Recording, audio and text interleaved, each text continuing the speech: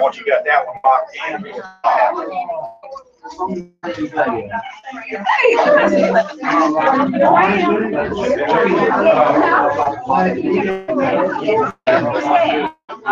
I'm sorry. This is going to be the big dish. Candy. yeah. We usually have candy. We don't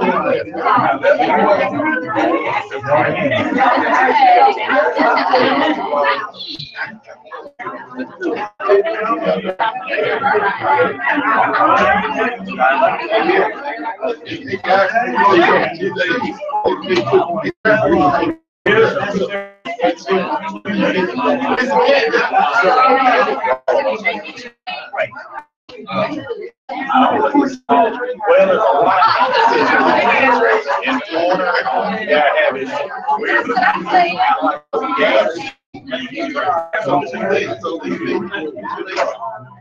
And then you can turn on one, you don't start on the rest of it.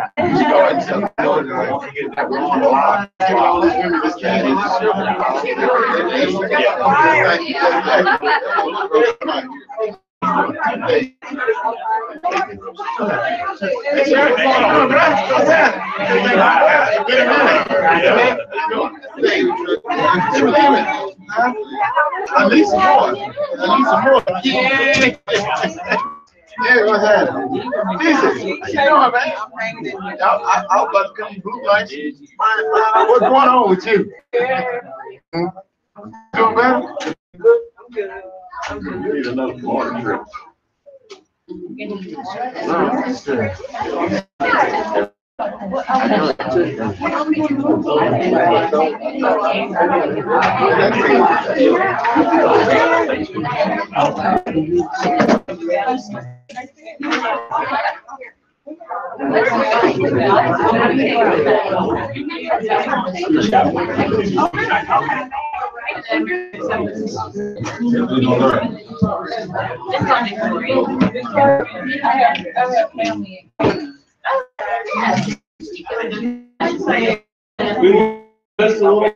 Trying to see if we can get a little bit more room in here, like this wall moves, and the vice president's trying to figure that out right now.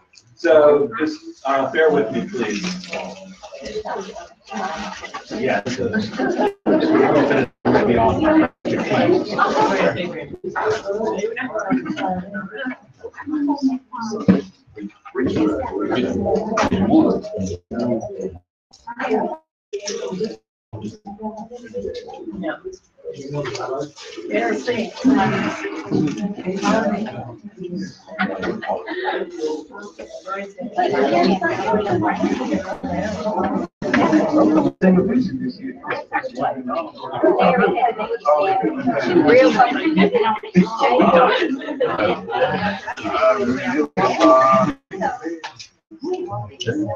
All right, around then I'll call you there. Hey, G. Yeah,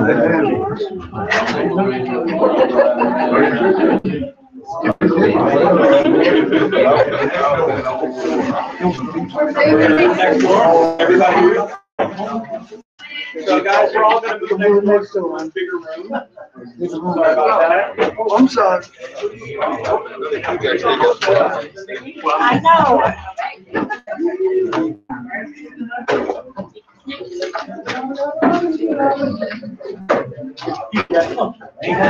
Yeah, they go ahead.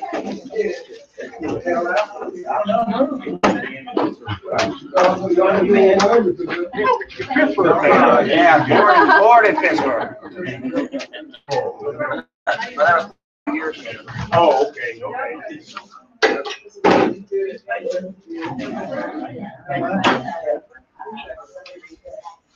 Lunch, I guess.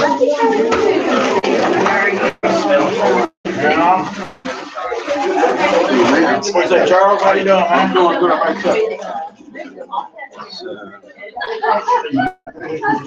Good morning.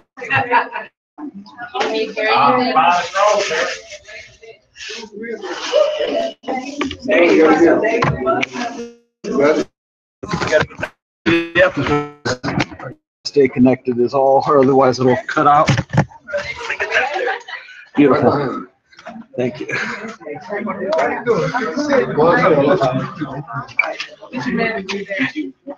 Need anything else? I think it's just these right here. You got me.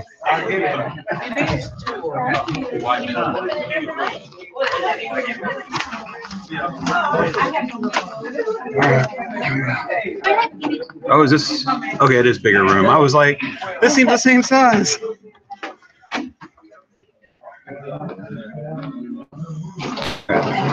Put it right there. That'd be great. Thank you so much. I'll be right here.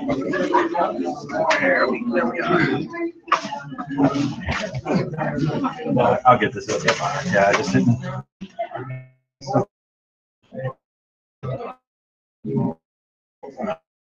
White winner.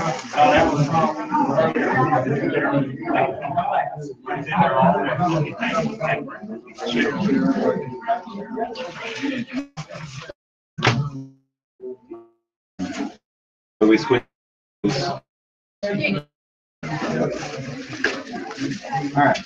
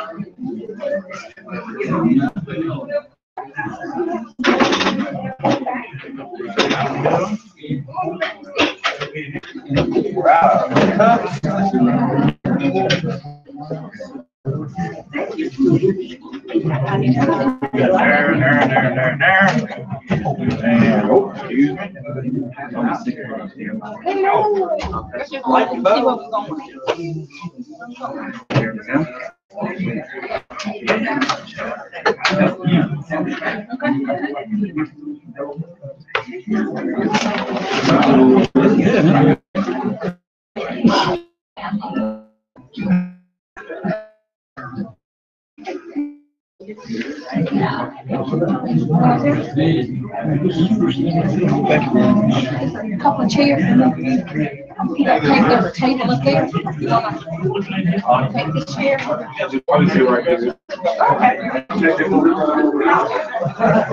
Chairs in every table.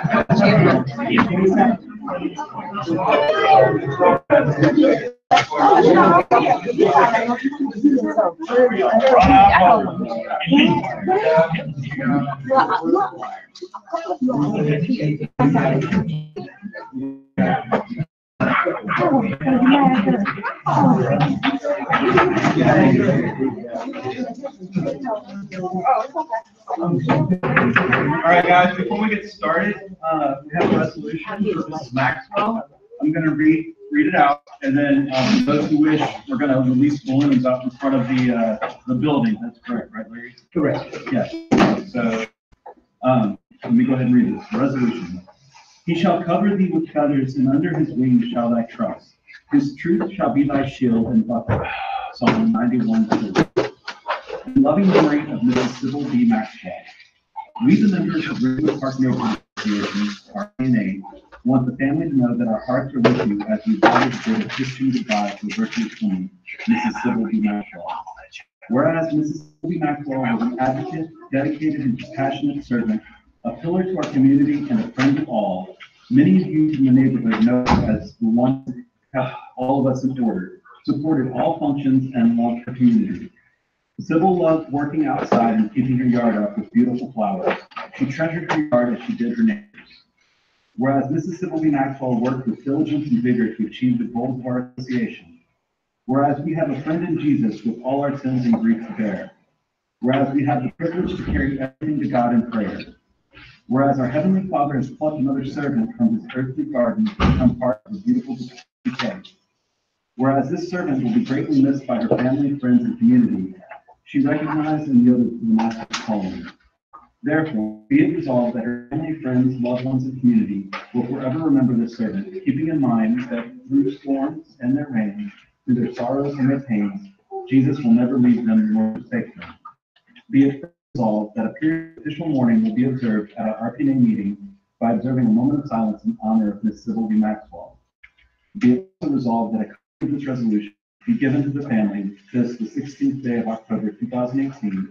To the family, we know your loss is deep and your sorrow is great, but we want you to know that we share in your sorrow. More importantly, we recognize that the loss of Mrs. Sybil B. Maxwell is heaven's gain. Respectfully submitted, President Lawrence Raymond and members of RPNA. Moment of silence.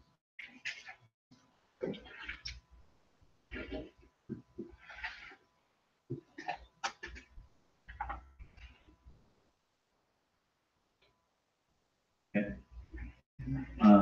Is there a family member here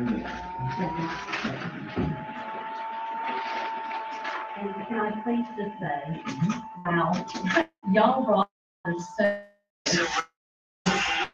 our neighborhood, and just was so proud of the neighborhood. And when we moved her out of her house, she left kicking and screaming. She did not leave. So thank y'all so much for just the love you extended to my mother. I so appreciate it. And my brother Mark, those two. Thank you so much.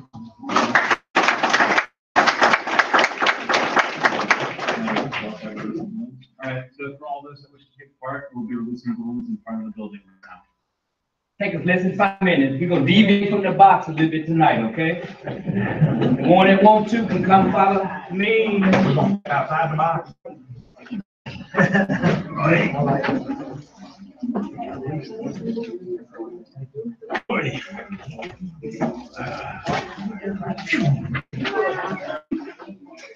Hey, I'm an aggressive.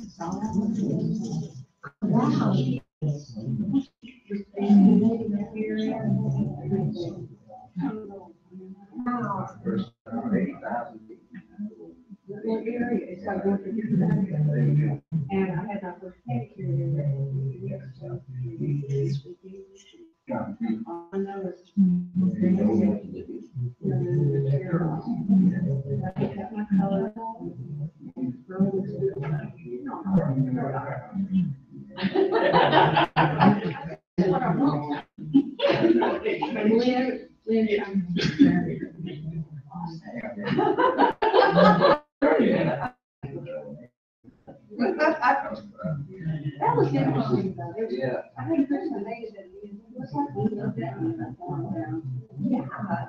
And then they prayed. Oh, That's beautiful. beautiful. Amazing. Street name. I love it. Oh, yeah.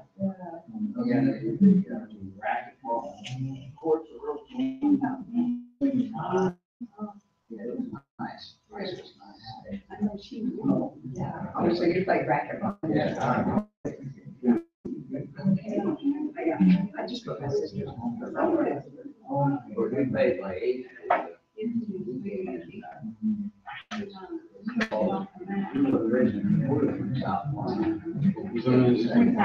Y'all sign it already? Everybody out, y'all sign it?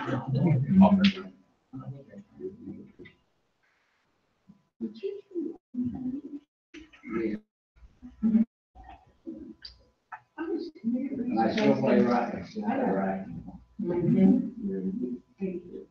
This morning I was at the gym, 6 o'clock, and 12.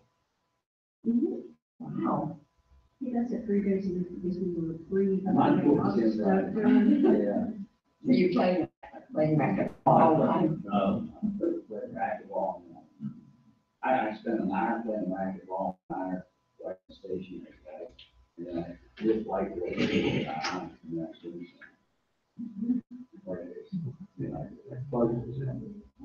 Racquetball. Then he comes on and eats a little something like that. Take a nap. Well, while he's gone, I get home, housework done.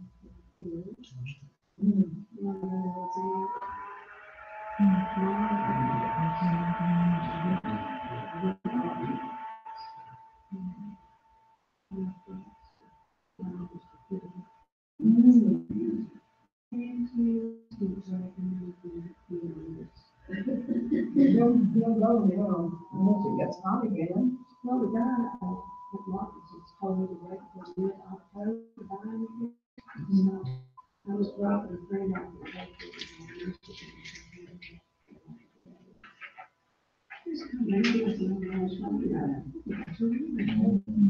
Coming up.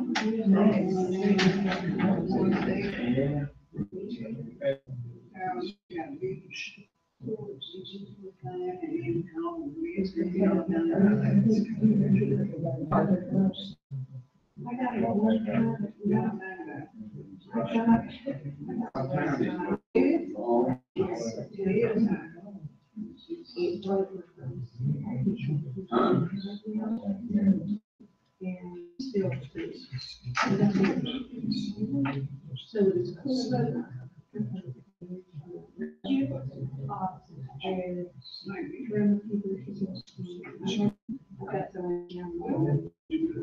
Someone's got maybe everyone more.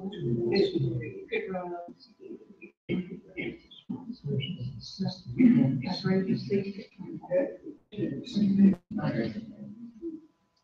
You can't wait to check.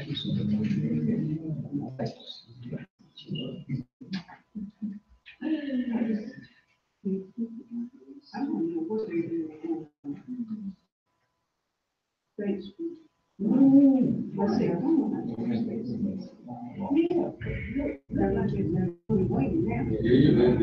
Just one way. Just one way going. On State Street. We on the road going south. One way.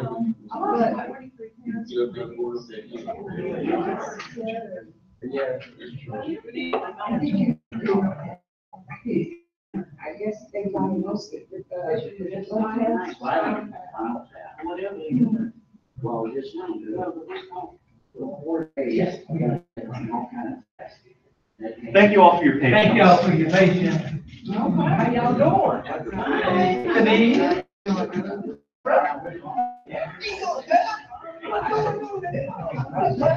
How y'all doing?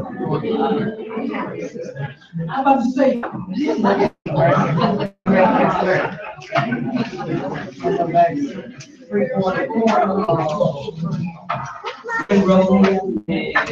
Right.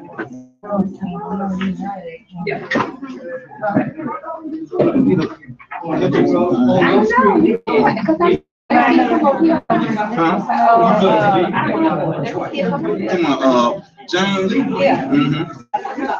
I'm like, oh, you know, we'll have that thing.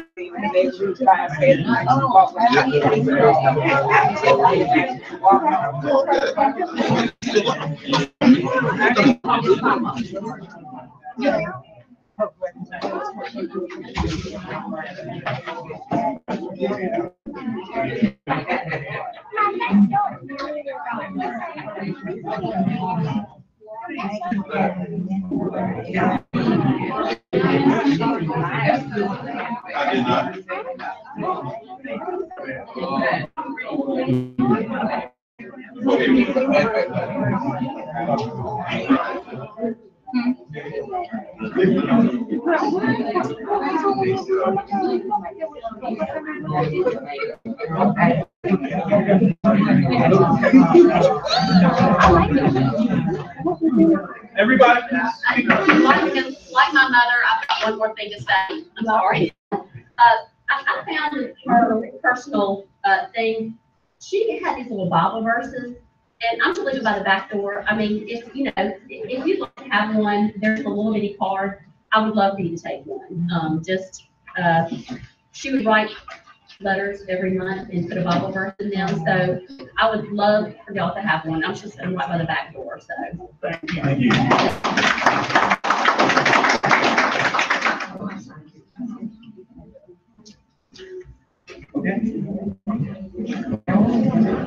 Okay, let's go ahead and get started, guys. Start the meeting.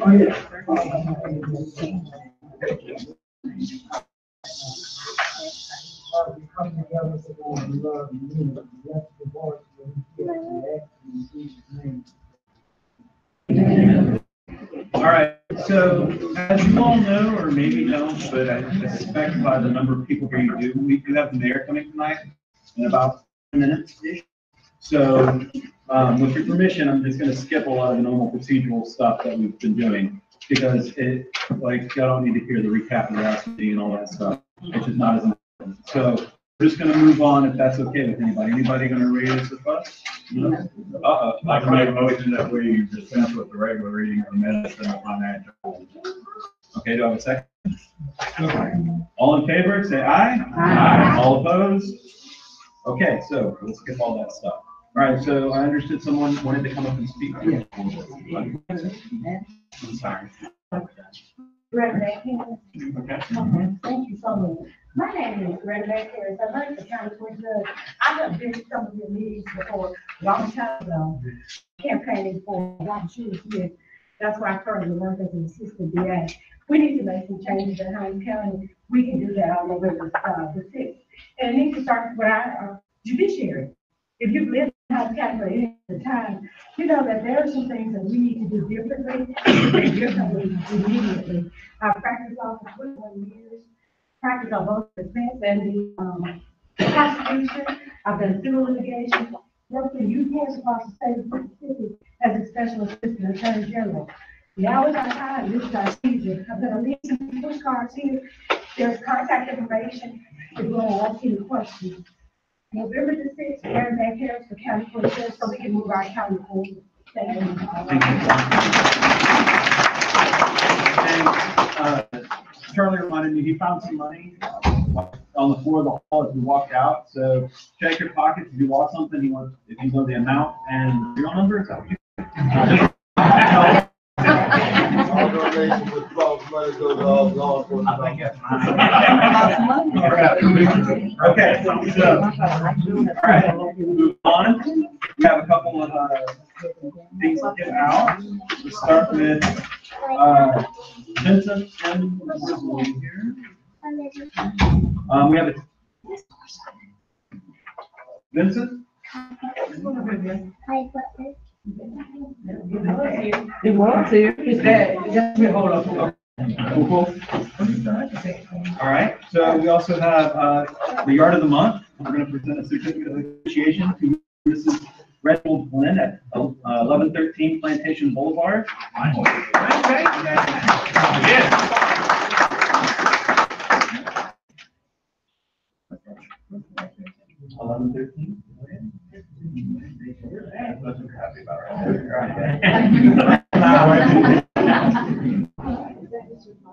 Thank you.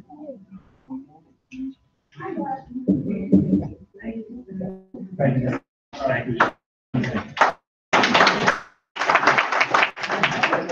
All right, so, October birthdays, let's not stick with that. Do we have any October birthdays this month? Yeah, right? Yeah, all right. Yeah. I see.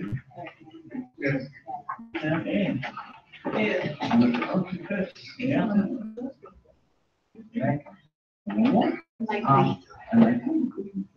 That's Jake Williams.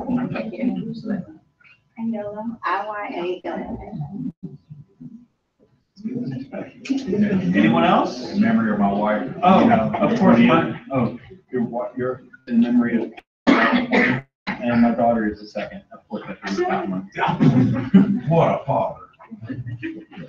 All right, so, happy birthday to you, happy birthday to you, happy birthday, everybody, happy birthday to you. And me more.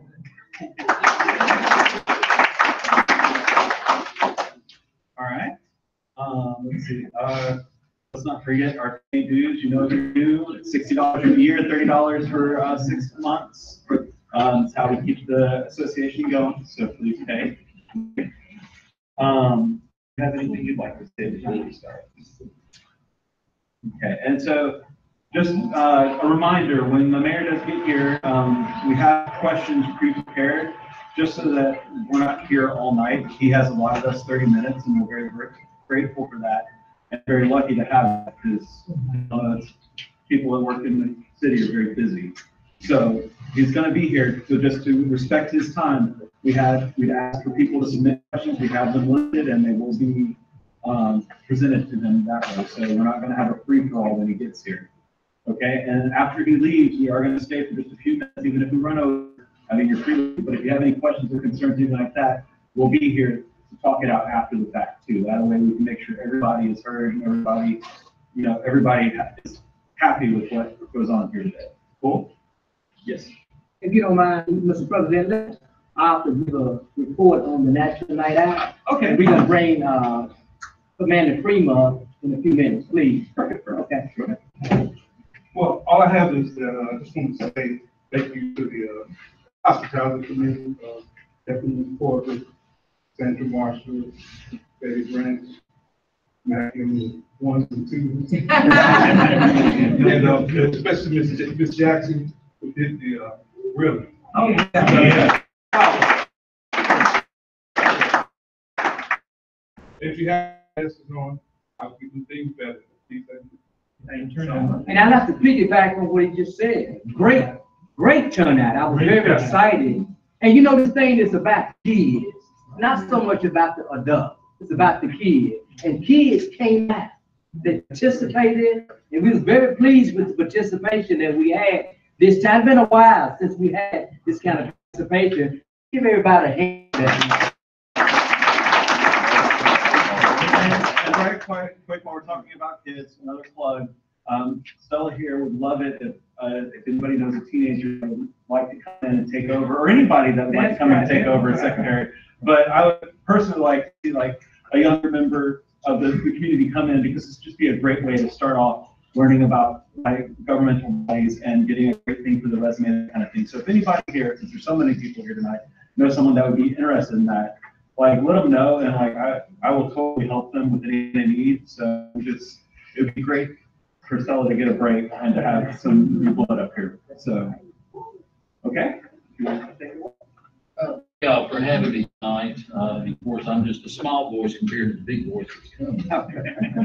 But speaking of National Night Out, y'all always have one of the best ones that I go to. And unfortunately, I always gain weight, because when they ask me if I want a hot dog or a hamburger, I said I want. So y'all didn't help my diet any, but I appreciate it. Y'all really have a good, and I appreciate the turnout tonight. And anytime y'all need me, my phone number is 601-291-4400. 291-4400, and if you don't get it, Mr. Little has it because he calls me all the time. And I don't mind, I try to help anybody I can, so if I can help y'all in any way, let me know. Precinct 4 crime, last week, we came under our crime numbers compared to last year. So that's always good to move in that direction. Considering all the things we had last week, with the fair going on, Jack State homecoming, all these parties they were having, we came out really, really good at crime. I'm really proud of the men and women that work for Jackson Police Department. They did a really good job. So now I'm just opening it up to you all. What is it I can do for you? Any concerns? And I already got somebody working on it. Get some more patrols, back on plantation. Okay. And we can get that stop time back at the day and plantation. Is it missing? Yeah. Somebody stole both of them on each night. Oh, did they? Okay.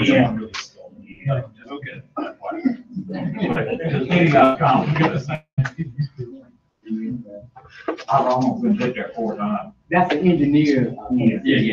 But I can pass. But I want to thank you all. You all are doing an awesome job in our community. A lot of the elders and the other people that are talking about commend Precinct 4. And I would say we are one of the best commanders in the city. Commander Freeman is always available. Anytime you call him, any type of issue, nothing is too small, he's going to get to the bottom of it. We're grateful to have his presence in our community. That's what we like to do, build a relationship with our law enforcement officers. They are a person in protection. So we like to thank you. And also thank you all, I think they had a checkpoint, or they were doing traffic citations, speeding on plantation at the same time. So we really need that, and we want to thank you. Yeah, thank you. Kind words, and I really encourage my officers to greet the public like you would want to treat your family. As an example, if you pull somebody over and it's a woman, how would you want an officer to talk to you? So respect goes a long way, and that's what my heart is. I'm coming close to the end of my career. That's what I'm trying to push for my younger officers to understand, that we treat people like our family, and you can get so much more accomplished. That's my heart, and I appreciate you for the support y'all give us. Anything else? 'Cause like I said, I'm just a small voice compared to the big ones. So. Thank y'all. So, anybody else needs to speak, would like to speak? All right, so while we're waiting on the mayor, there's something we usually do at the end of the meeting, but we'll go ahead and do now just to eat up some time. We have this thing called moments where like members have 5-10 seconds to tell something good about the neighborhood, good about the city, something good, so we can end by focusing on good things, it puts us in a good place. So does anybody have anything they would like to say this year? Pay attention to what a lot of people in the opportunity we need, and someone pick it up, and that's a good thing.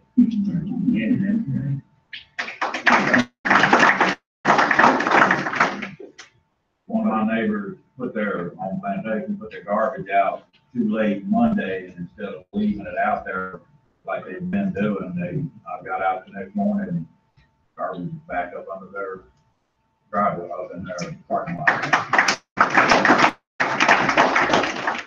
Anyone else? I do want to say the National Night Out is a great event. But the National Night Out, I just want to thank you all. That was a great event. We had all of our law enforcement officials, the fire department, Constable was there. Right. Constable Moore was there, and we had a lot of elected officials. People running for office were there. We came through, we stayed for a while, we danced, we played sports, and we just enjoyed it. It was a great time. And I thank you all. That was a great job. And I look forward to it. Thank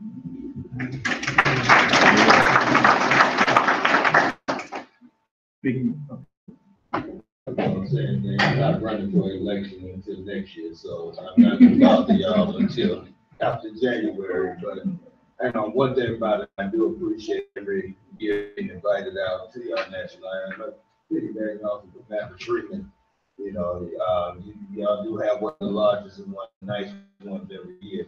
I mean, even compared to ours. So, but it's one thing about it. I hadn't been to a lot of meetings this past year. I had a tremendous amount of death in my family. I lost my brother, sister, godmother, and folks during this time period. I retired from the police department this past February. I can tell y'all, spending 25 and a half years working with Keith Freeman, he is what he says he does. And the good thing about it, even after I left the police department, he answers my phone calls, and he still works with me. But for those that don't have my number or don't know me, I am Jerry Moore. I'm the constable in the area. And you can call me at any time. I think Larry could verify that. He calls when we need it, but my number is 601-454-2032. And if you ain't getting as you just call me. I'm always riding around the neighborhood. A lot of times when you see my blue lights on, that means pulling somebody else. I just don't ride with my blue lights on. But if I can do anything, I am your constable. If you need anything, I stay right around the corner from you. I don't care if it's somebody you feel just make it in the neighborhood. Feel free to call.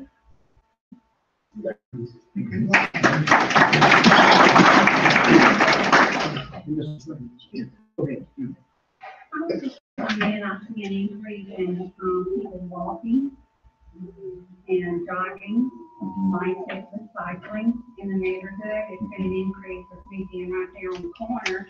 I see them coming and going both ways, so there has been an increase, and it's just a nice warm feeling to see our community out in the neighborhood and having people walking. With that in mind, please be careful when you see cyclists on the road. It didn't happen to be in the neighborhood, but someone was trying to get over on the road one time. So just be aware of cyclists, since we don't have like cycle lanes or anything like that around. Anybody else have anything to say? I think kids are just going above their expectations, doing other people's yards, keeping the curb clean, doing a good job.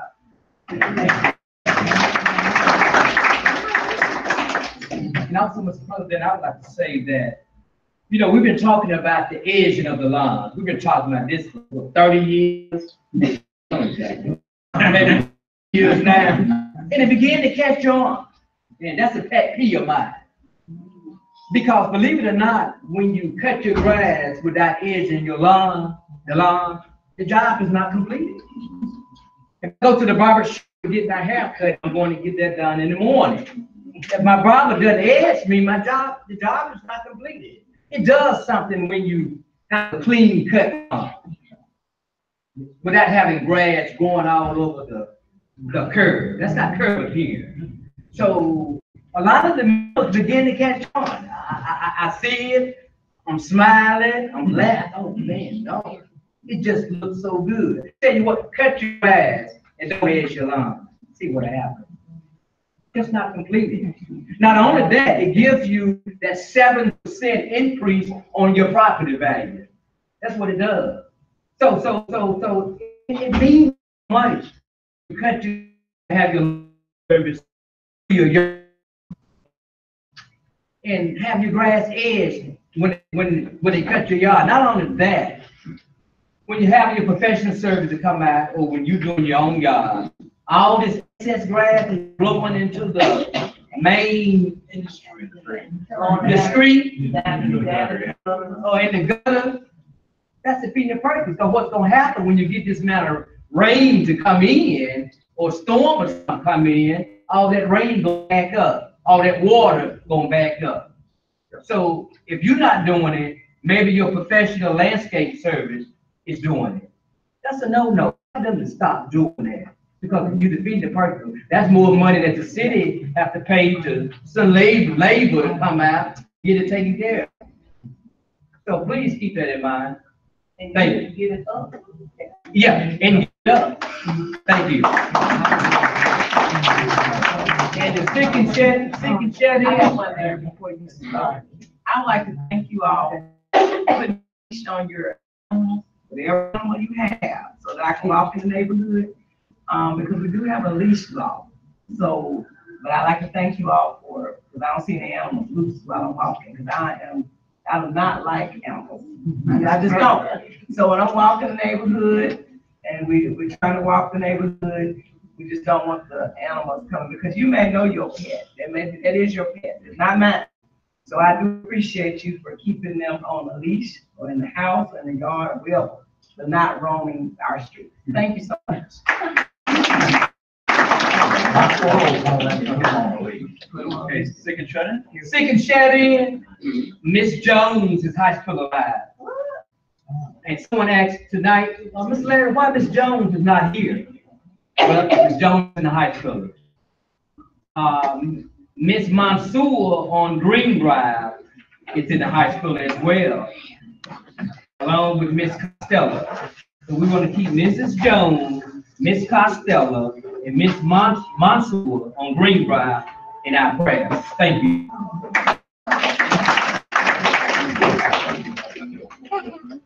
Now, guys, if you will help me and welcome our guests on the show, please.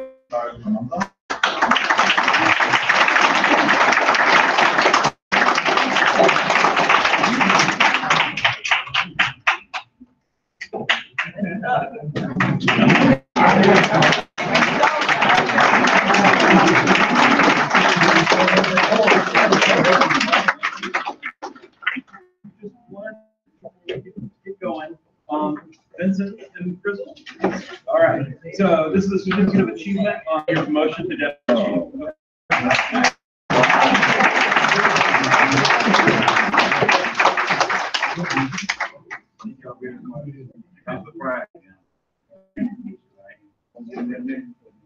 This is yours.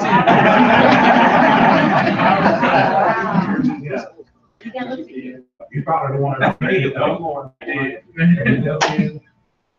All right, thank you. Oh, I'm sorry. You don't take pictures all day.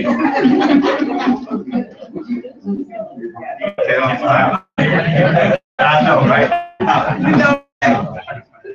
Thank you all. Thank you very much. So good evening. Good evening. You do a little better. Good evening. Good evening. I'm excited to be here with you. I'm happy to come here, tell you what's happening with the city, answer some questions. But I'd like to start where we were a year ago.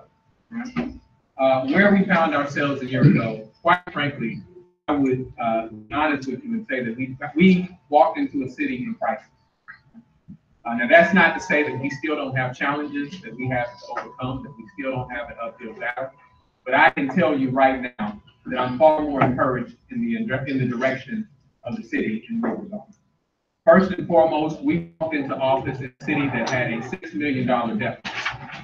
In a year's time, we turned our $6 million deficit into a $19 million surplus. We walked into a city where our city employees were on furlough. Not only have we ended our city furlough, we've been able to give our city employees a 2% cost of living. Right? And that's important, not only in terms of families and their concerns and their pocketbook issues. That's important to the overall financial success of the city for two reasons. One, if you put more money in the hands of the people who live and work here, you stand a greater chance of receiving that revenue back. Two, when we looked at our bond rating, and we still have challenges based on our water billing system with our bond rating, that's the only reason, right? The bond rating agency said that a city that is furloughing their city employees is a city that cannot manage employees, a city that cannot handle its finances. And so one thing that the bond rating agencies have shared with us is that they now see administration that they believe is fiscally responsible. That's important. That's important because if we're going to tackle this infrastructure problem, we have to have good credit as a city, right? When we look at our 1% sales tax referendum, and I thank you as citizens for always making the necessary sacrifices to see your city grow. You need an administration that demonstrates that same willingness to sacrifice. But when you voted for that 1% sales tax by 90%, the tax your sales, that has given us about $13 million annually to fix infrastructure problems.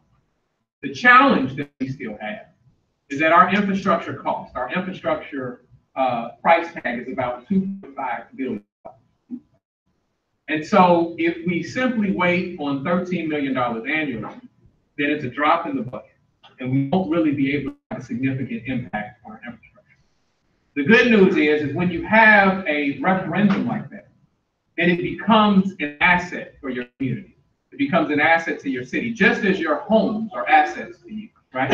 And so we can really take that to the market and get more money up front so that you can turn that money into hundreds of millions of dollars, that you can then couple with federal grants that require matching funds so that we can take on more significant projects. And then it becomes our opportunity to turn our crumbling infrastructure into an economic frontier. It becomes our opportunity to create Jackson's New Deal, where not only are we fixing infrastructure, but we're focusing on new means of economic development. We're focusing on our business community. We're focusing on our residents and how we employ them. How do we put it into circulation in our local economy? Those things that we can do. And if our focus is not that well-rounded, then we're short-sighted and we're only solving issues for today. We're not solving issues for tomorrow. So these are things that we've been able to accomplish in a very short period of time.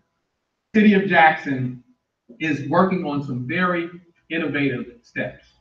By the end of this year, December of this year, of 2018, the City of Jackson will have one of the fastest municipal broadband networks in the country. Why is that important? Because it now becomes a tool that we can solicit new businesses to the city. The City of Jackson invested, or the state invested, in the fiber optics in the City of Jackson during Katrina. And they placed this fiber into the ground, but the city has not taken advantage of it. We were purchasing 1 gig of internet, right? We have now purchased an autonomous system number with a company called Cogent, and they are the long-haul provider of internet. They give the internet to AT&T. They give the internet to Comcast. Now they give it directly to the City of Jackson, and we can now provide internet to businesses at a reduced cost, businesses that depend on it. We're going as far as Silicon Valley to talk to businesses that are looking at relocating in Jackson, that, you know, there's a particular business that looks at how they shrink the time that drugs go to the market. And so we can now show them that we have an infrastructure that supports their enterprise. We can now have a city where people live, work, play, and create. We want to create. We're exploring Tech Jackson, where we're utilizing the skill sets of our young people so they can create new enterprise. When we took our jobs for our children, our youth job program, we worked alongside with Apple and other programming companies so that these young people, instead of just running to fetch coffee during the summer, they were able to create apps for some of the largest employers in our city, so they can look at a problem that those companies have and figure out how they can create an app to solve. So that creates a working environment. It creates a spirit of entrepreneurship. It creates a relationship with our business. So what we see in the city, over all of the challenges that we have, that you have an administration that I believe has the best people, and I have to recognize Dr. Mari. I appreciate recognizing Chief Brazell. Chief Brazell is a person who takes a lot of honor in his work. I appreciate him. I have to recognize Will, Marcus Banks with community, with our constituent services. Marcus, what's your last name? We call them Go. They work with the details. But we have a CEO in Dr. Robert Blaine. We have a planning and development director in Dr. Kumar, who's doing some really, really creative things. When Dr. Kumar was a part of our transition team, he started the discussion by saying the problem with planning and development in the city of Jackson is that there is no planning and very little development, right? And so he's completely revolutionized our approach to how the city looks at issues. We've gone from a city that chases projects, that allows any door salesman to knock on our door and say, I have this nice new shiny project that's gonna change everything for the city. It's gonna function way better, such as Siemens, right? It's all gonna work out and all you need to do is invest $90 million. So we're no longer that city. Right now, we're a city that doesn't chase projects. We're a city that chases collective vision. And we use the data to support where we should go. The data right now tells us what are our significant gaps. What is the population that the state of Mississippi is losing? What is the population that the city of Jackson is losing? And where we have to invest. What our data suggests right now is that the population that's losing at the most significant rate are our youngest people and our citizens who have kids that are of the age that their children are in the school system. And people actually return back to Jackson after their children graduate from school. So what does that help us with? That tells us that one of the things that we have to focus on as an administration is education, right? We have to really be a hands-on administration, become a hands-on administration with respect to our public education system. The governor and if I were to take a poll rule and y'all thought that, whether the governor and I would be able to reach an agreement and come up with a process that we could keep local control, I won that bet because all of y'all would have bet against me, right? But we were able to demonstrate what operationally, focusing less on our ideological differences and more on our common ends and objectives. And we are very, very optimistic that we're going to be able to turn this thing around. I met with the governor, and the recent grade that JPS got, that's something that happened months ago. We knew that was coming. But we now have a new superintendent. We now have conversation that takes place not only with philanthropic partners like the Kellogg Foundation that is helping to fund the gap between where we find ourselves versus where our goals and aspirations would have us to be. We have conversation that's taking place between myself and the governor, where we're talking about how we support this education system. And we're creating a transformational education system. In fact, when we met with Kellogg today, they're talking about Jackson's model because we found that state takeovers don't only succeed here in Mississippi. They fail to succeed in Mississippi. They fail to succeed every nation. So we've actually created a model that they want to replicate throughout the country for how you change school systems. And an important part of that equation, an important part of that partnership is the community.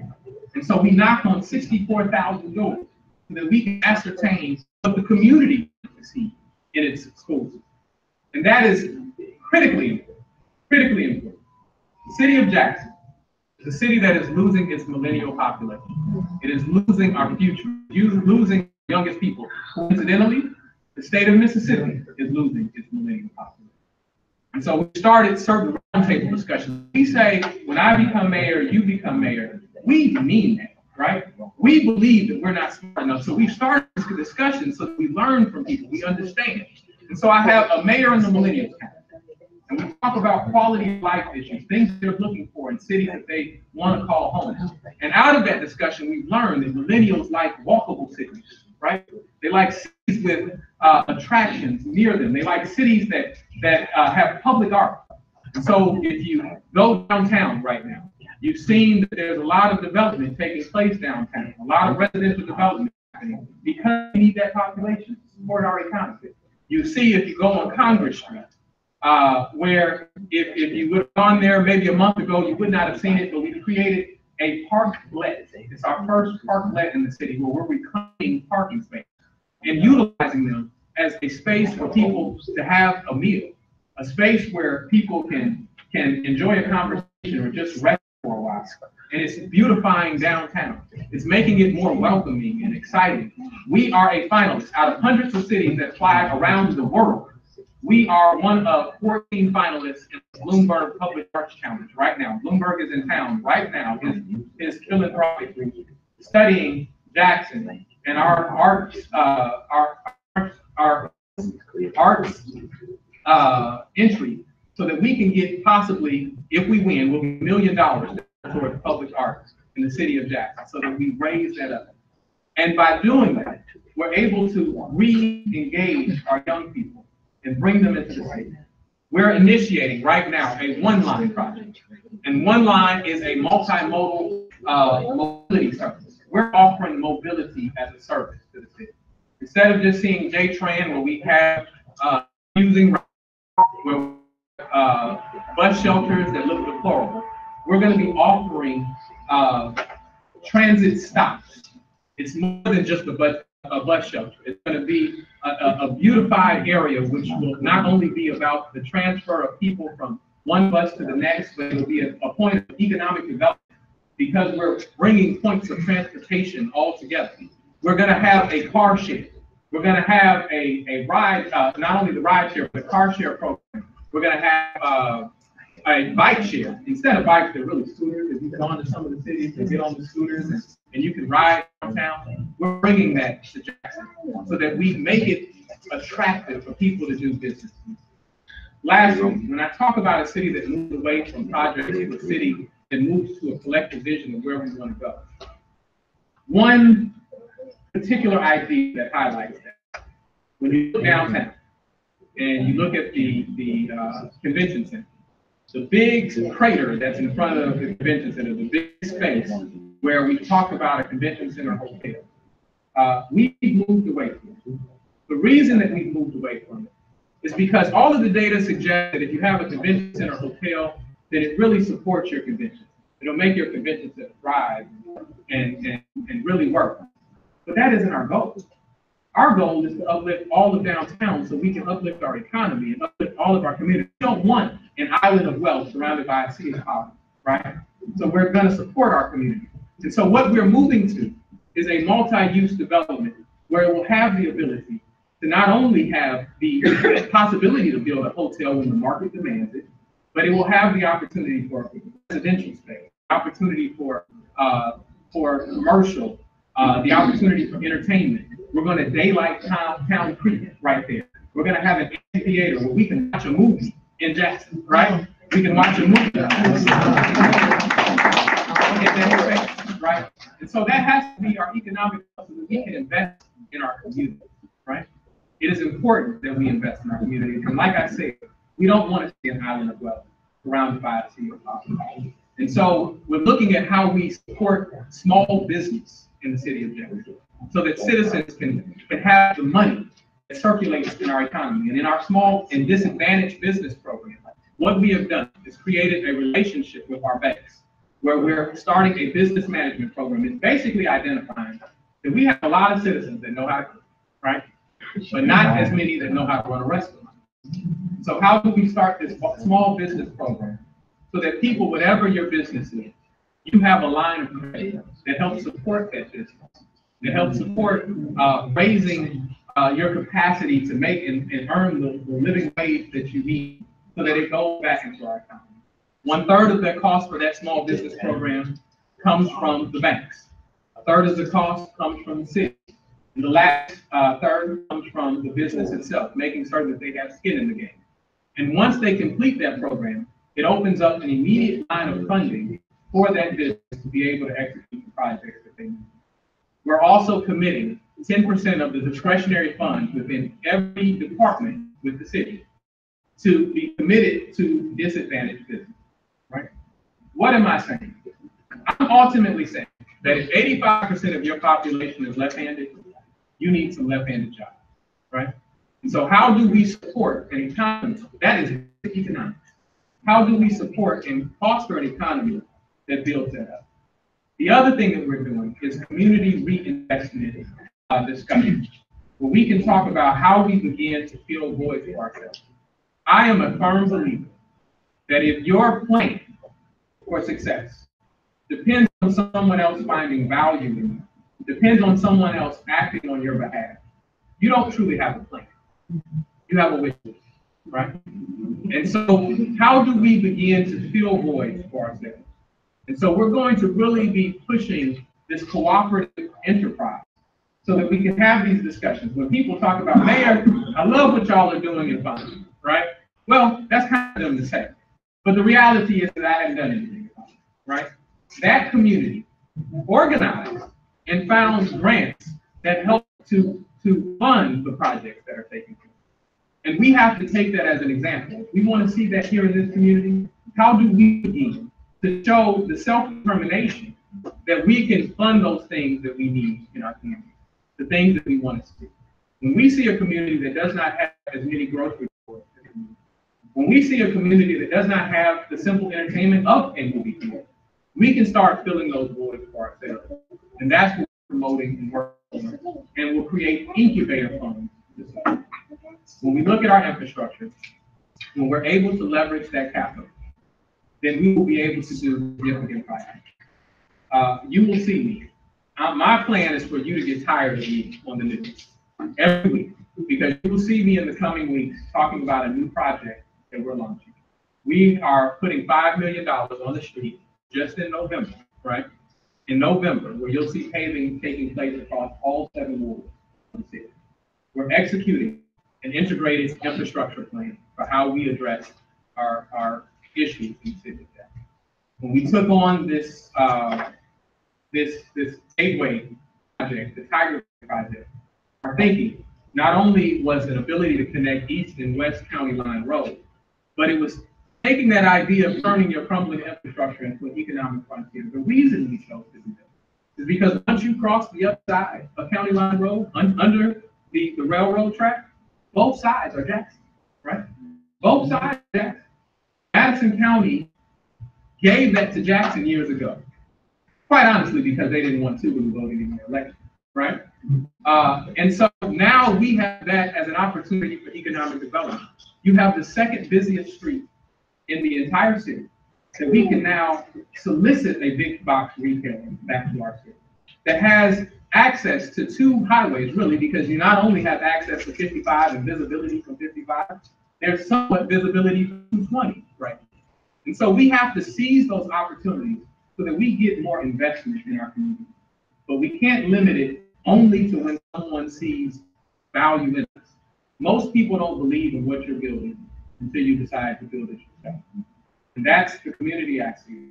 I see a community that is willing to make the necessary sacrifices.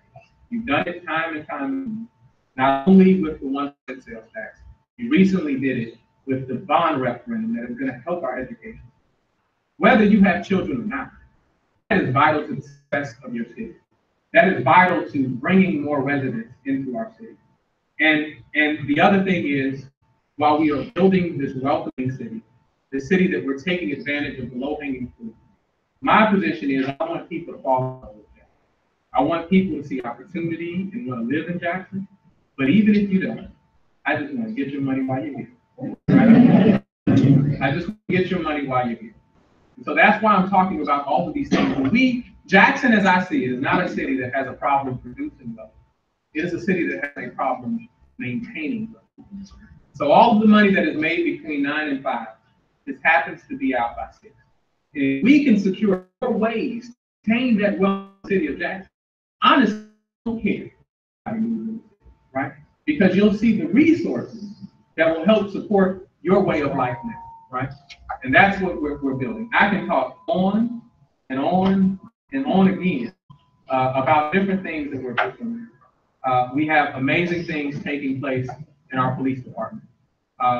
Chief Brazil sends me a text almost every morning about some new technology that we have. And old technology that, quite frankly, the city didn't know that it had. Right? There are cameras all around this city that we have not been utilizing in our policing efforts. And so 60, actually 162. 162 cameras around the city that no one over the years has taken advantage of. We just secured the grant for body cameras. Correct. So our police will be able to wear these body cameras so that it will help with the resolution of cases. It will help with the transparency to the community. All of these things are important for a city that's building and growing. Ultimately, what we have to do is build a city that ends these cycles of humiliation. A cycle of humiliation that sees blighted communities. A cycle of humiliation that sees poor infrastructure. A cycle of humiliation that sees poor performing schools, to building a dignity economy. An economy that focuses on the inherent dignity of every citizen in this city. And how do we support that? And I believe that we're well on our way. We've already created an inflection point. We've recognized that we have to create 2% growth in the city in order for the city to be viable than it is today. Last year, we saw this decline continuing and continuing and continuing. We've already created the inflection point where we've seen this last year a 0.5% growth in the city. And so the change is happening, and I continue to thank you for your patience. I continue to thank you for how much you dig in as citizens. We need you to continue, right? We can't solve this by ourselves. I appreciate the opportunity. And I see a city that is pregnant with possibilities that we can truly grow. I will take any questions that you have. All right, not all of you. We have pre-drafted questions. Okay. Submitted by the members of the Association of the Neighborhood. A couple of those you touched on, so we're not going to be redundant with those. But crime is one in particular that comes to mind. A lot of the residents in the community, our community in particular, has a low crime rate. However, when they're trying to patronize other locations, whether it be Highway 18 or Highway 80, they have a concern. So what is your view on crime? I know previously you stated it was a holistic approach. Yeah, I still believe in a holistic approach. First and foremost, we have to give our officers the tools that they need in order to deal with crime. But we can't look at crime as an exclusive issue of policing, right? If you don't do anything to attack the conditions which lead to crime, you can't out, right? If you arrest somebody by 5 o'clock, you've done nothing to address the conditions which lead to it, you'll have somebody on that same block by 6 o'clock. And so, but to address the issues of what we've done to give the tools to police officers, right now, we have a very active grants division with the police department. That is new, right?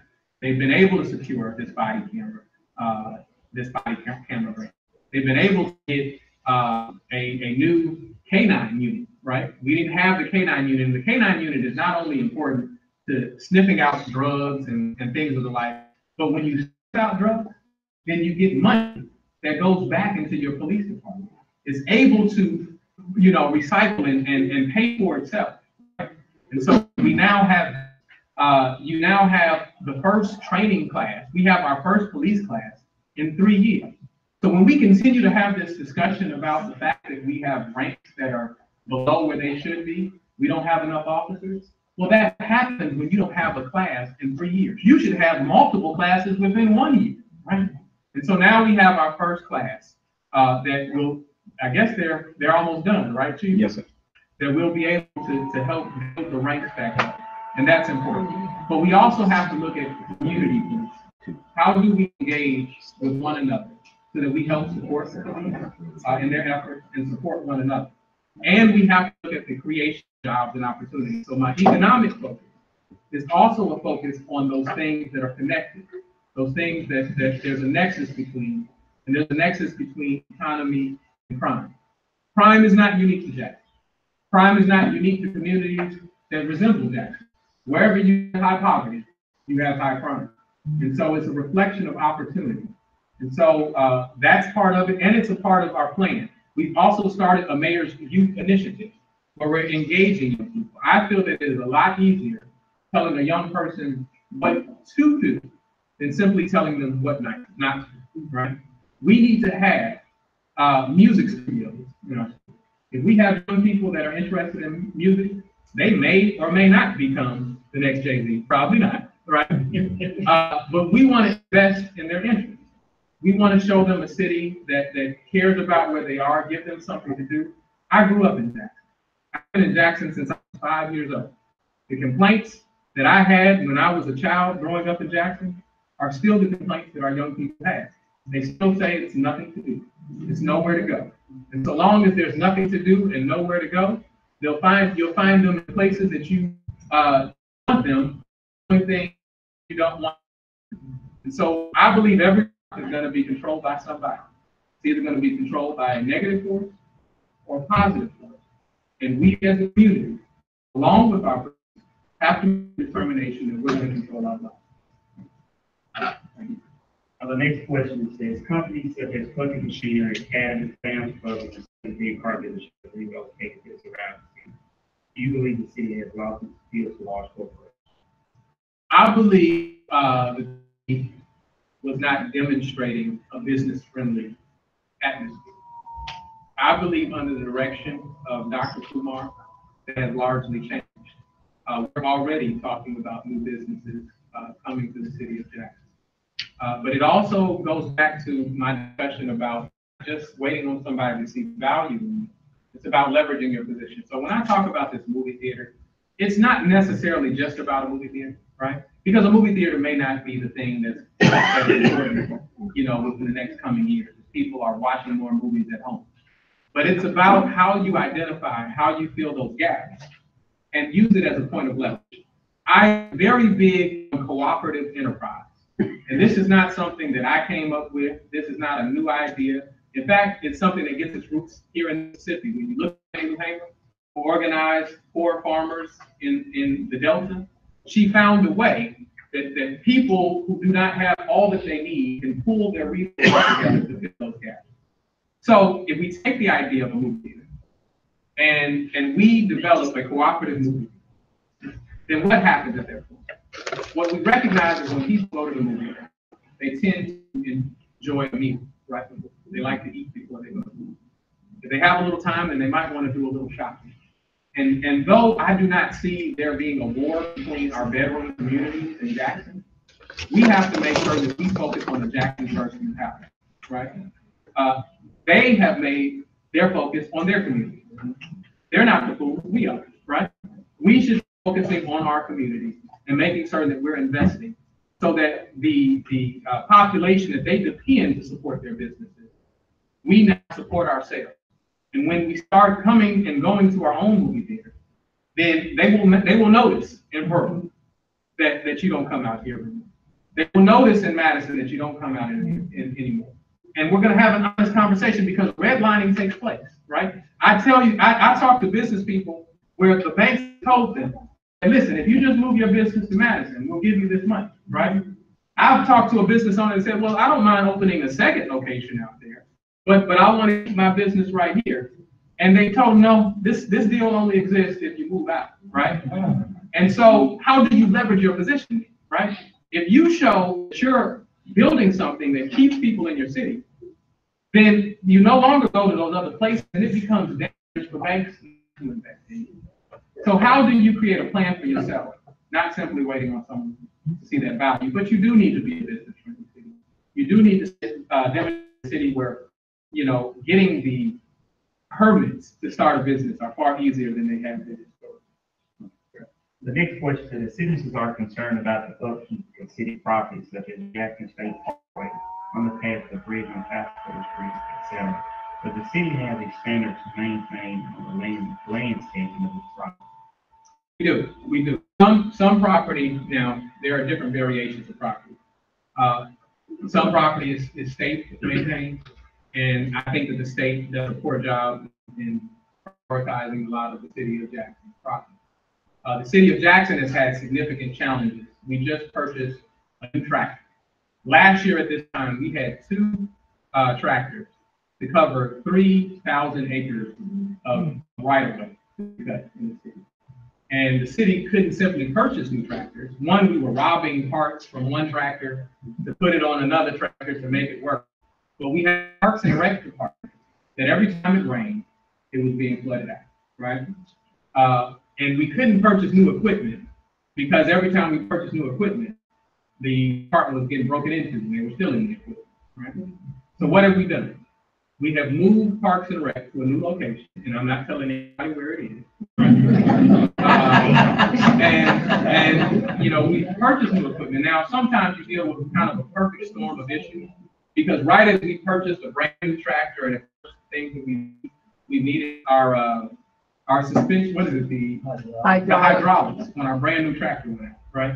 So we have the new tractor in the shop and the old tractor in the shop. And we have our Parks and Rec department making do with equipment that is really not to be utilized. So that's the delay that you're seeing.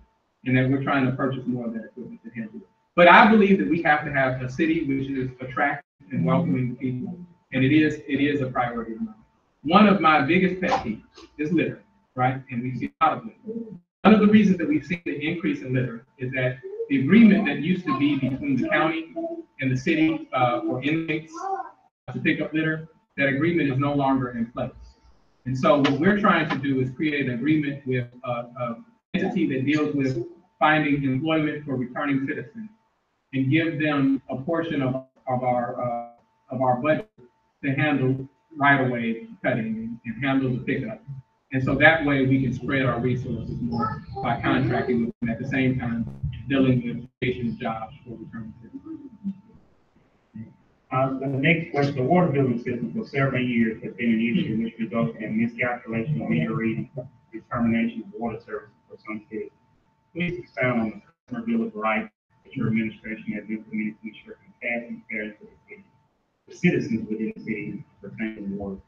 Absolutely. So I don't have the entire list of items in the Bill of Rights for me, so there may be some things that I skip. The first thing that we acknowledge is that the citizens didn't do anything wrong with the water. The city failed with that agreement, right? I think that it was a horrible agreement for a number of reasons. Not only did we not have the efficient project management to ensure that Siemens was giving us what we paid for, right? And so you see meters that were, quite frankly, installed incorrectly. You also have the issue where we brought a system that does not shake hands with other systems that we have in the city, right? And so you've seen collections where the meters, even as great as they may be, right, where they can give you up-to-date real-time information on the water, it is not connected with our water billing system. And so you see these anomalies where they were getting high or egregious bills. You saw a number of bills. So when that system estimates bills, if it estimates a bill for a particular household for 3 cycles, then the system automatically shuts down and stops reporting or giving a bill to that citizen. And so we saw 23,000 people not receiving bills.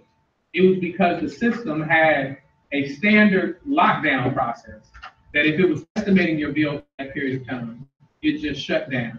And therefore not allowing us to collect revenue from our citizens, not allowing us to provide you with the bill. And so we have unstrained 17,000 of those 23,000 people. The problem that we've created is that, one, because some constituents have not received the bill, here's the Bill of Rights. It has to be enacted. Since some citizens have not received bills in 2 years, then they see this high, large bill that they don't know what to do. Now, one, we want to demonstrate a compassionate process.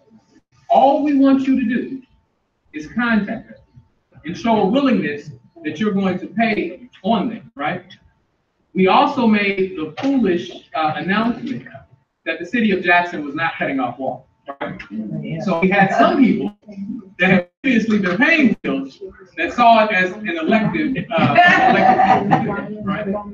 And at this point, while I recognize, and you also have the law in the state of Mississippi does not allow a municipality to simply forgive a bill, right? So that revenue that is there, we have to collect it, or we have to keep it on our books. Now, we're actually pushing for legislation to correct it, right? Because we see 100% of nothing being a lot worse than, 25 or 50% of something, right? And so if we can start the process over, then maybe that will help support many of our citizens. But we have to execute the full measure of our collection practices.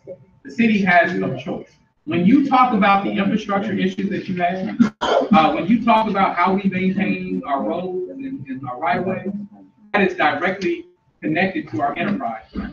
If we don't have the money in our enterprise fund, then we can't leverage the necessary money that we need to repair them.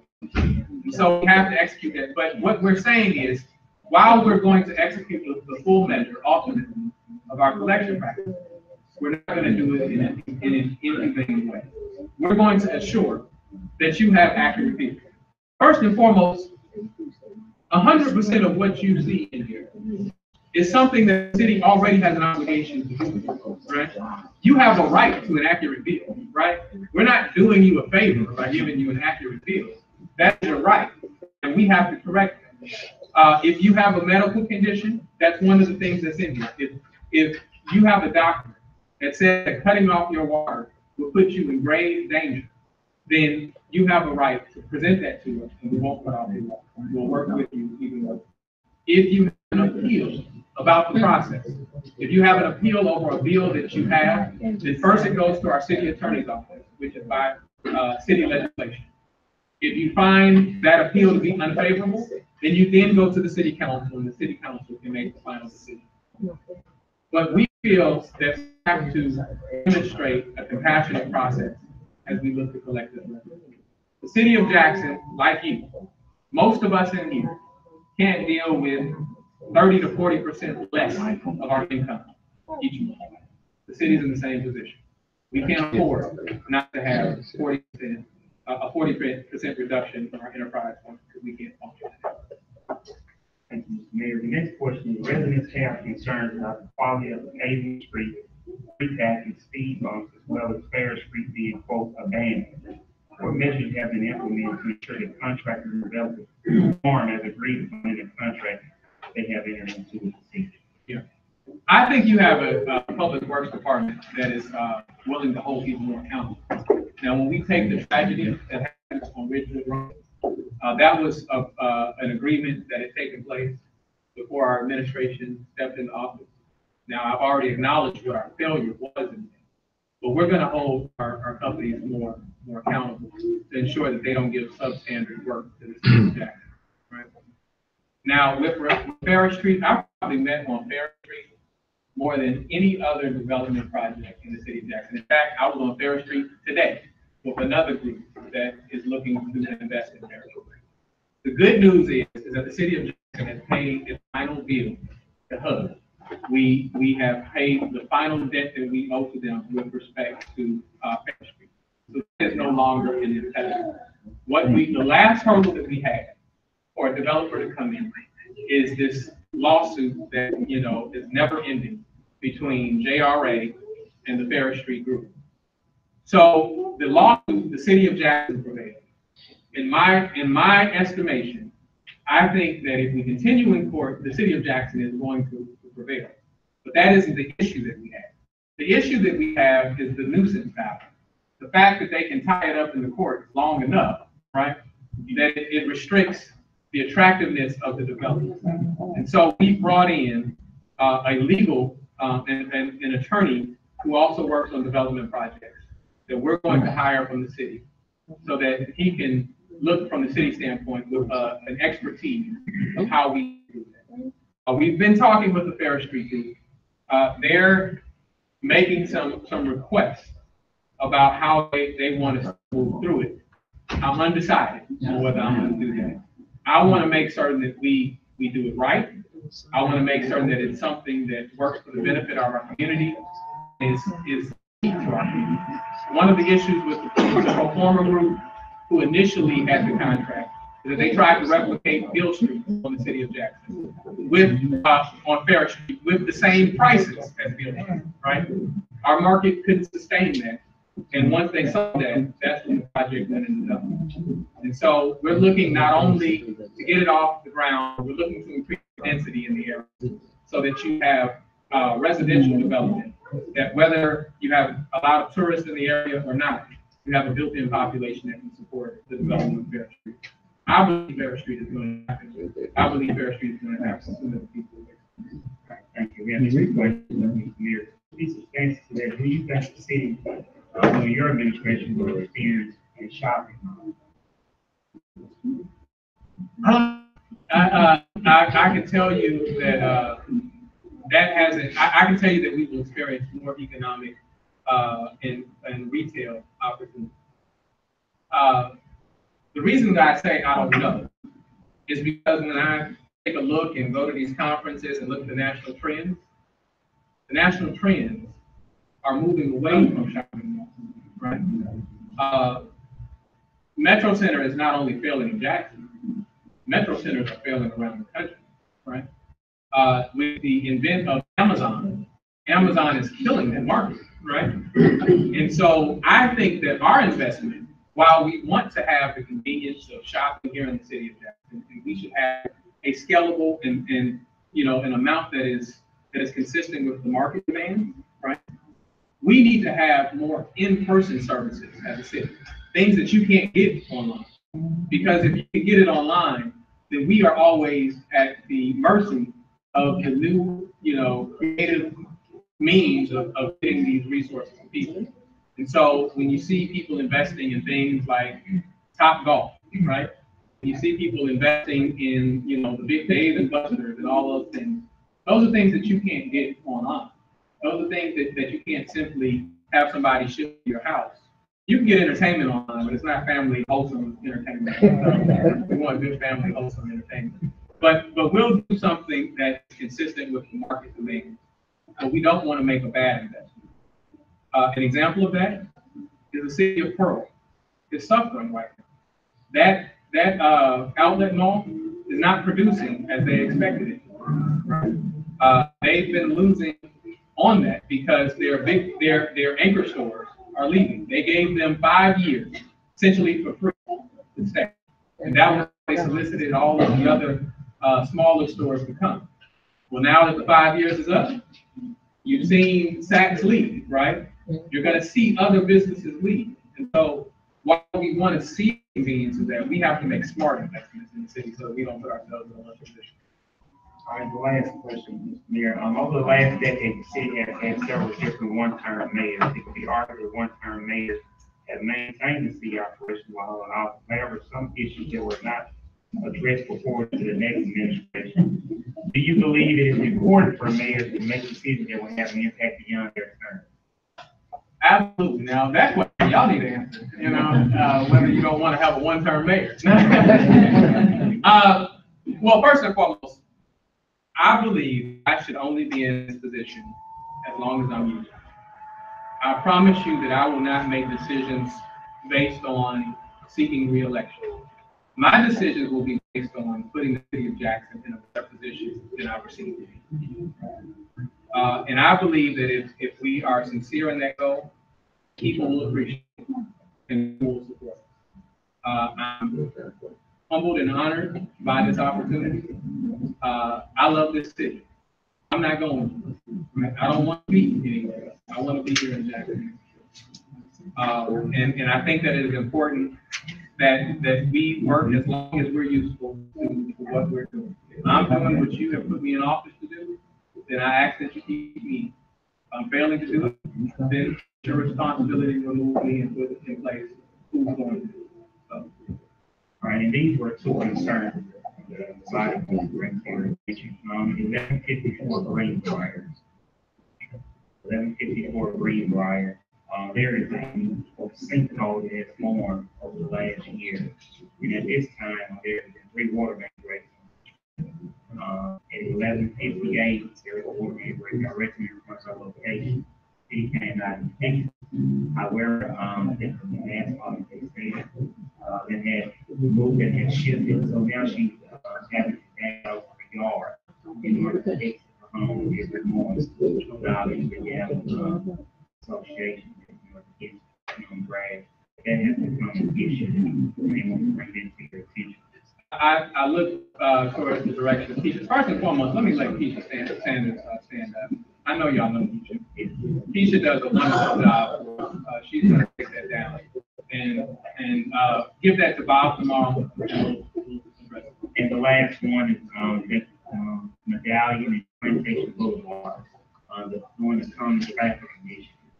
Prior members stated there was going to be a public polling that would take place that allowed the body of people in the community to determine those votes for their displeasure to remove stop signs at the location. In our community, we had a hit and run of a child in that particular area, and the stop signs were removed.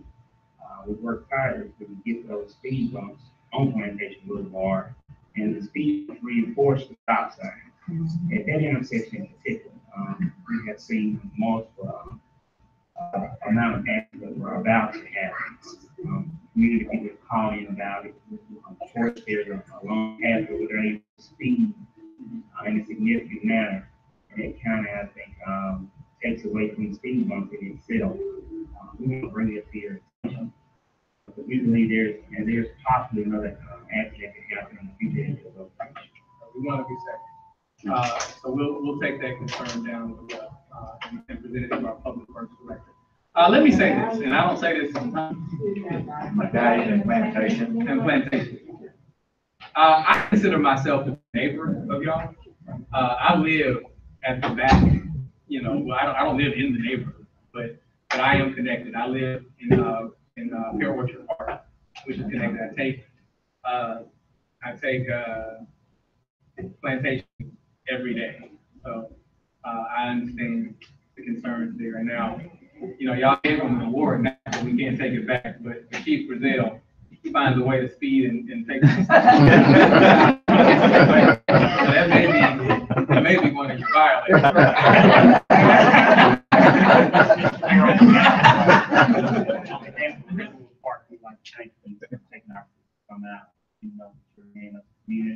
You have to fix it over the years. So we like to thank you. We ask that you do not be a stranger, as you stated prior, because this is a partnership that you're stating. Thank you.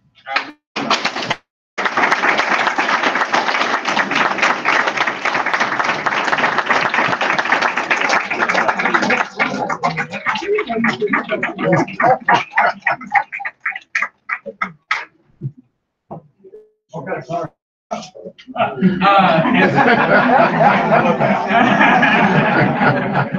Can't give you a license plate. I work out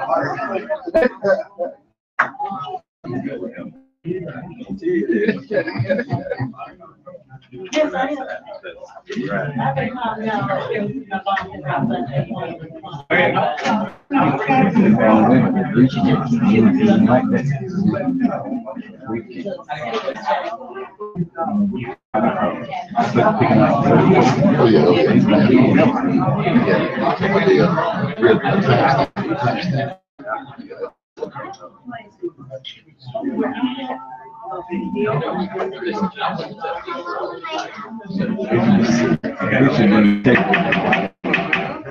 Guys, we're gonna have one more speaker for just a minute, and then we'll get things rolling so we can get out. Thank y'all for allowing me to come. I was here earlier and I passed out some flyers and had to run over to Waco and try to come back here again, but I'm a pretty good Morgan, running behind County Court Judge, Subdistrict 1. You've probably seen me in the neighborhood or seen some flyers. I've already canvassed some of plantation, I know. But I'm asking for your vote in the state prior to being the attorney for the police department.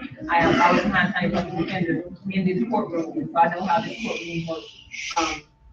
I can go to work day one. I've already developed relations with those persons. I know how to get in and how to get out of the courtroom. I'm working on the policy for the body camera that they're reading now with the police officers.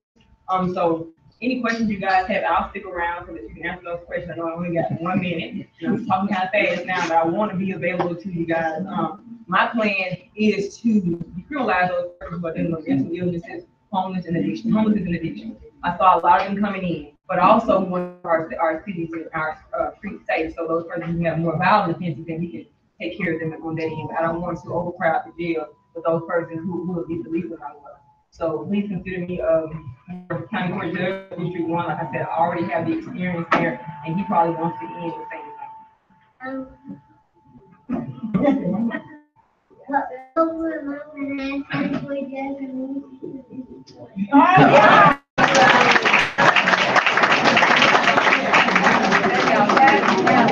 Hey guys, we want to take a second for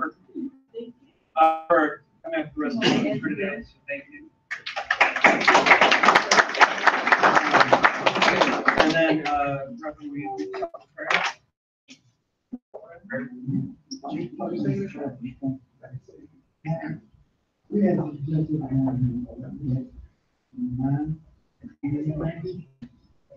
Amen.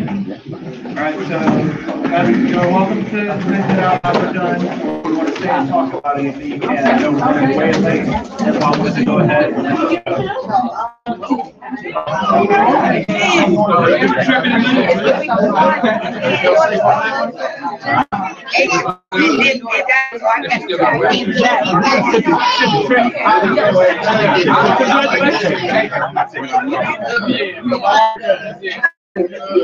The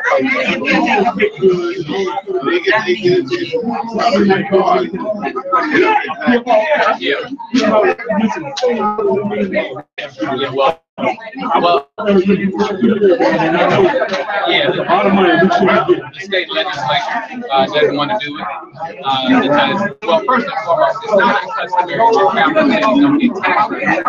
But the issue that we have is that water revenue. We provide water to all those buildings. If we just got the water revenue, we don't pay it.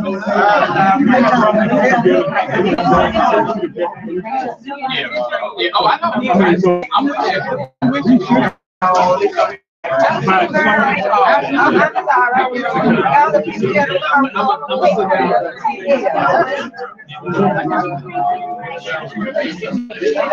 All right.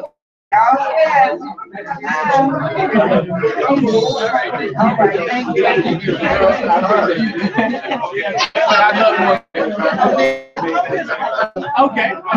Yeah, but I really would like to see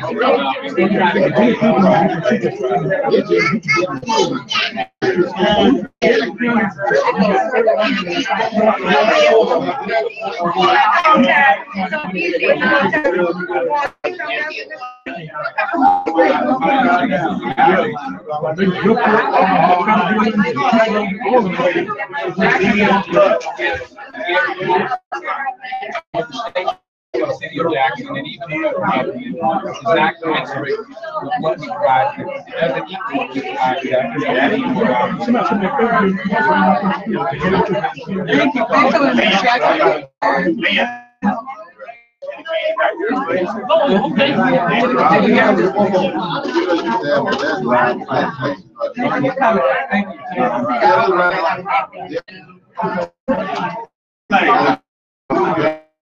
I know you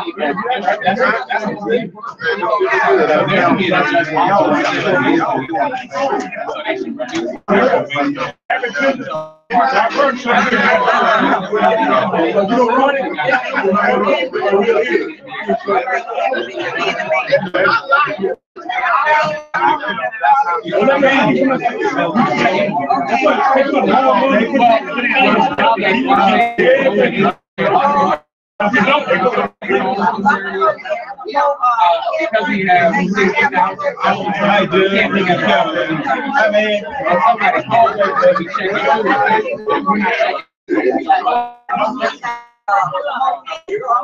That's why they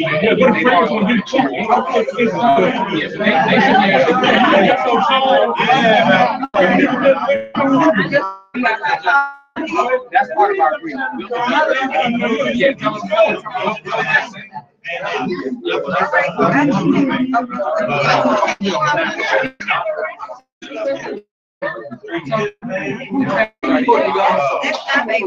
okay.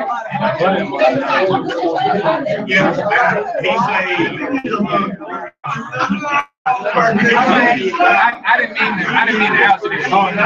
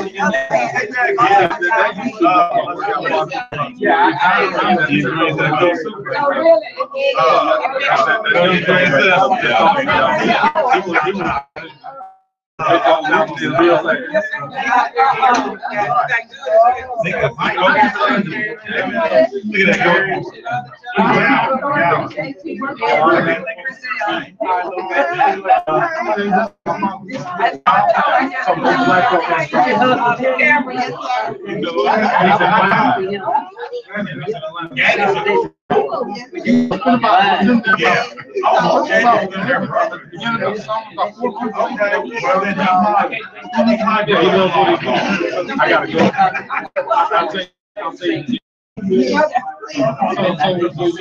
Home alone? Thank you, sir. All right, man. You know, my dad used to come back weekend. Oh, okay. Yeah, he'll come back and then he come back. John, like I'm Especially don't know what's there. I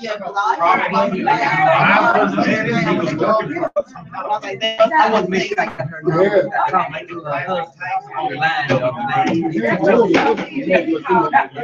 Did you get her?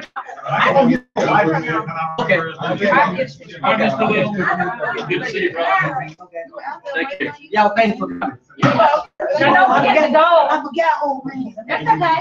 You pick it up when you get ready. Yeah, I got it.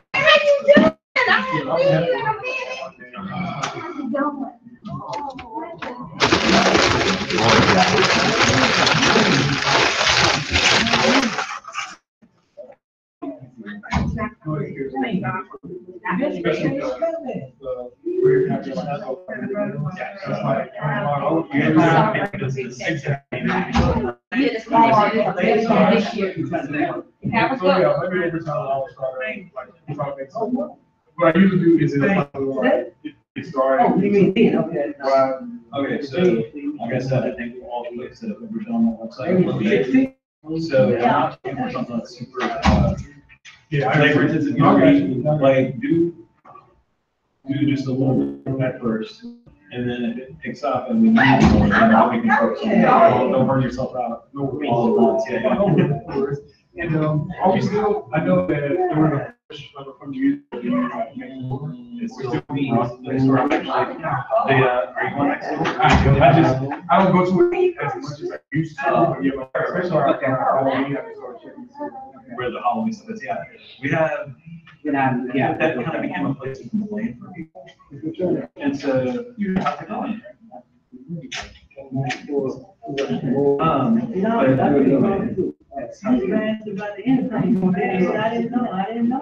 Anyways, there's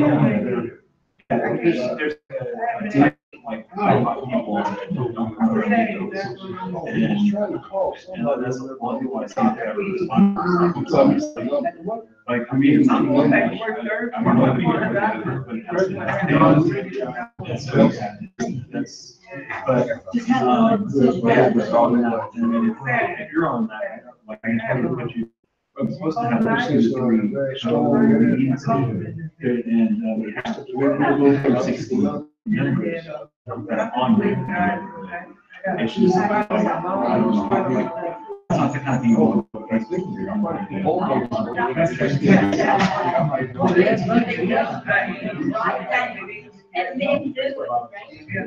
I'm done. Does it work? No. Like it's guys can't really And prayers work, that's the key.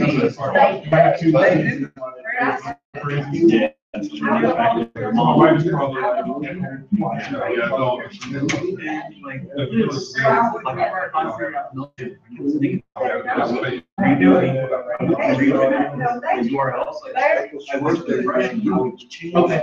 Intense. Yeah, people represent to me, not. Yeah, the links were still the same. Okay. Oh, no, I figured one, that was. I've actually. You don't get them, I started actually embedding the whole video in email, so they help people put in an email and one of the things I do want to figure out how to do this time of the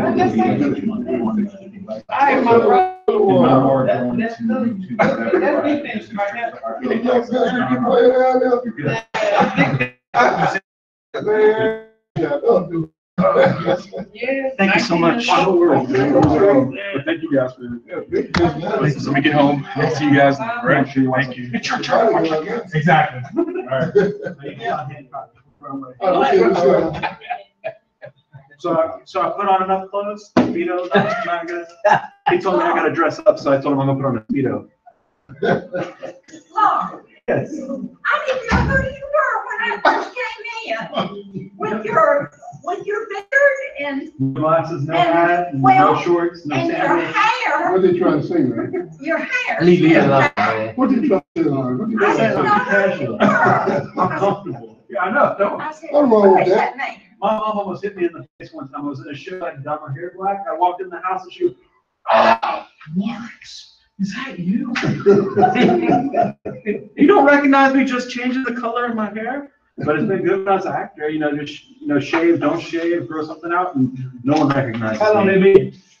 Well, that was when I was in school, but I've been in theater forever. Those are all my papers. Why are you? Oh, there you go. I'm fine. You're fine there. I'm giving everything up. I just put it down. Wait, I think this is both our papers now. Yes, that's Larry's stuff. Okay. I think that's yours. This is mine. I think we have said chief sex. Are the flyers? Yeah. Okay, I'm gonna Thank put you. them on.